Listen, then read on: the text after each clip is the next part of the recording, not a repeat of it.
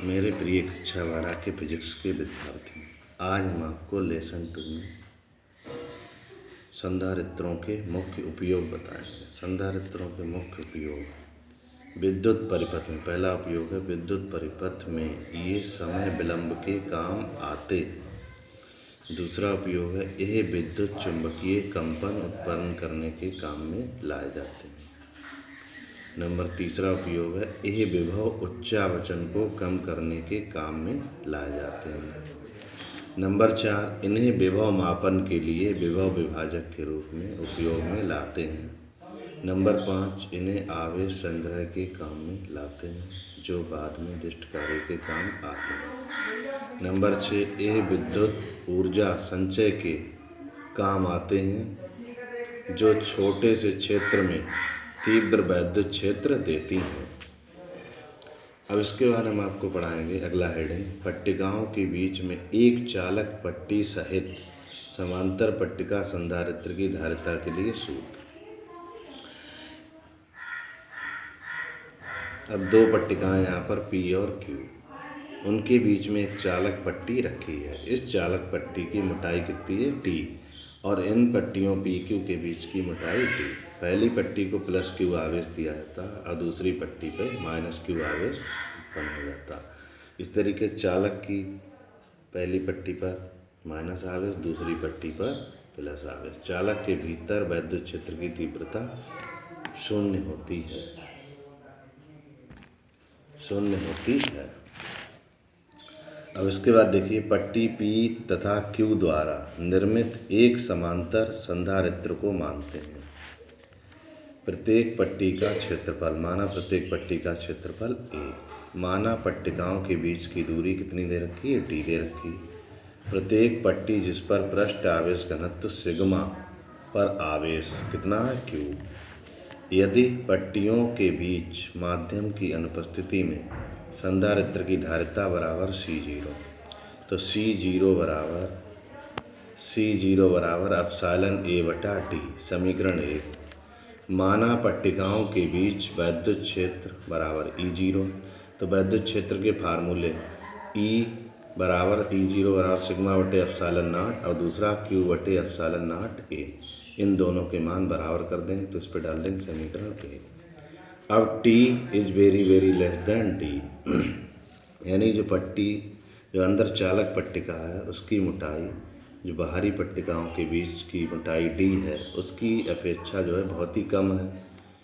तो क्या करते हैं चालक के अंदर सदैव वैद्युत क्षेत्र 0 माना जा सकता है। तो B बराबर ED सूत्र होता है, तो B बराबर E की जगह E0 और ब्रैकेट में D की जगह जो वायु में दूरी बचेगी और D - T।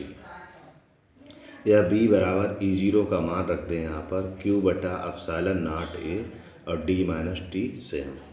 यदि चालक माध्यम की उपस्थिति में संधारित्र की धारिता बराबर C, तो C बराबर फार्मूला Q अपान B का मान रखने पर, तो C बराबर Q बटा B का मान ऊपर से यहाँ पर रख दिया। B का मान रखने के बाद क्या हुआ, C बराबर आ गया Q एप्सिलॉन नॉट A बटे Q D - T। Q से Q कैंसिल, तो C बराबर एप्सिलॉन नॉट A, D ले लिया कॉमन, अंदर 1 - T अपान D। समीकरण 4 को समीकरण 1 से भाग करेंगे तो C अपान C0 बराबर समीकरण 4 की राइट हैंड साइड बटे समीकरण 1 की। अब C अपान C0 इसको तो ऐसे ही रखेंगे ऊपर वाले का, और गुणा में जो नीचे वाली भिन्न है इसको पलट के लिखेंगे। D से D कट जाएगा, एप्सिलॉन नॉट A कट जाएगा, तो C बराबर बचेगा C0 इधर बटे में ऊपर गुणा में पहुँचेगा। C बराबर C0 बटे 1 - T अपान D, जो कि C का अभीष्ट व्यंजक है। इस प्रकार ये व्यंजक आपका सिद्ध हो गया।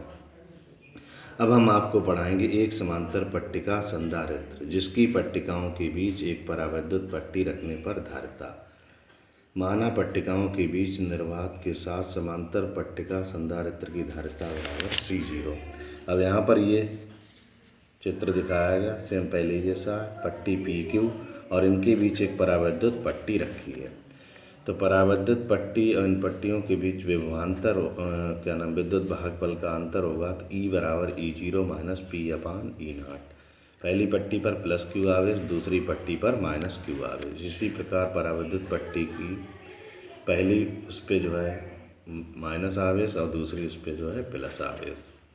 तो एप्सिलॉन C0 बराबर धारिता C0 बराबर एप्सिलॉन A अपान D समीकरण ए, जहाँ प्रत्येक पट्टिका का क्षेत्रफल A, पट्टिकाओं के बीच की दूरी बराबर D, माना प्रत्येक पट्टिका पर आवेश बराबर Q। प्रत्येक पट्टिका पर पृष्ठ आवेश घनत्व सिग्मा बराबर फार्मूला Q अपान A। यदि निर्वात के साथ पट्टिकाओं के बीच वैद्युत क्षेत्र बराबर E0, तो E0 बराबर सिग्मा बटे एप्सिलॉन नॉट समीकरण 2, या E0 बराबर सिग्मा का मान सिग्मा का मान रख देंगे Q अपान A। तो फार्मूला हो जाएगा E0 बराबर Q upon epsilon not A। अब माना परावैद्युतांक K और मोटाई T और T का मान D से छोटा है कि परावैद्युत पट्टी को समांतर पट्टिका संधारित्र की पट्टिकाओं के बीच रखते हैं। यदि घटे हुए वैद्युत क्षेत्र का मान परावैद्युत E में है तो E बराबर E0 not minus P upon epsilon not समीकरण 3। यदि संधारित्र की दोनों पट्टिकाओं के बीच विभवांतर बराबर B, तो B बराबर D माइनस टी क्षेत्र का विभवांतर प्लस T क्षेत्र का विभवांतर, या B बराबर फार्मूला E0 ब्रैकेट में D minus T plus ET। B बराबर E0 का मान यहाँ पे Q upon epsilon not A into D minus T और प्लस यहाँ पर E0 T अपान K, क्योंकि K बराबर E0 अपान E। K बराबर क्या होता है E0 अपान E। तो हो जाएगा आपका B बराबर Q अपान एप्सिलॉन नॉट है D माइनस टी प्लस यहाँ पर E0 की जगह Q अपान A तो रख देंगे, तो Q upon epsilon A into T upon K। B बराबर दोनों में से कॉमन निकाल लिया Q upon epsilon not A, तो अंदर बचेगा D माइनस टी और plus T upon K। B बराबर Q upon epsilon not A D minus T इन दोनों में से निकाल लेंगे कॉमन, तो ब्रैकेट में 1 माइनस 1 अपान K समीकरण 4।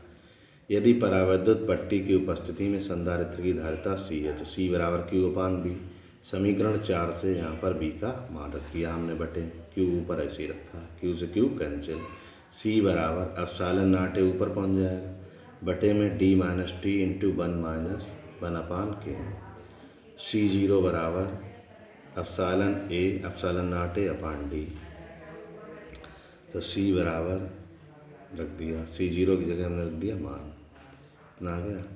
अब C बराबर D ले लिया हमने सब में से कॉमन, D सब में से कॉमन लिया तो हमारा बचा अब हमने यहाँ पर एप्सिलॉन A अपान D की जगह रख दिया हमने C0, तो फार्मूला बचेगा C बराबर C0 अपान 1 माइनस T अपान D इंटू 1 माइनस 1 अपान K। तो ये फार्मूला आपका हो गया जब दो पट्टिकाओं के बीच एक परावैद्युत पट्टी रखते हैं। तो मेरे प्रिय बच्चों, आप इनको वीडियो से समझकर ठीक प्रकार से अपनी कॉपी में साफ साफ उतार लेना। धन्यवाद।